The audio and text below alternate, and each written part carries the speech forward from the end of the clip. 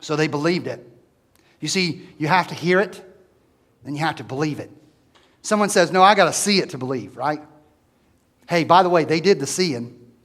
They got the seeing part. Because the next part says they went, came with haste.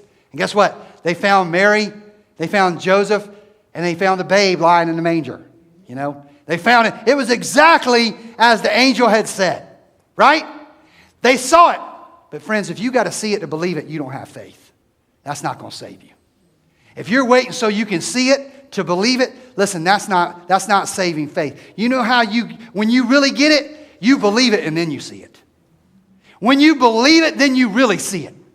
Your eyes begin to be open to what really life is all about. You can look around in life today and you can say, oh man, I know what life's about. I know what's important. And you can think you don't need God. You don't need Christ. You don't need the church. You don't need the Bible. You don't need religion. You don't need any of these things that we're talking about. And you can just live your life and maybe you're successful. Maybe you've got money. Maybe you've got, a good career. Maybe you've got education. Maybe you've got success in life and a good family and a good, tradition of heritage from your family passed on to you. Maybe you've got everything you possibly need. And you say, I don't need any of that, friends. You're blinded by your own humanity.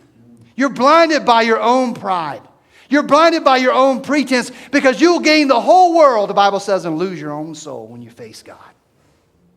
But those who have heard the message, receive it by faith and believe it, you see, then your eyes are truly open.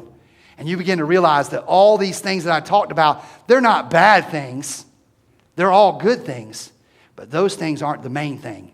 The main thing is knowing Christ and living my life to glorify Him.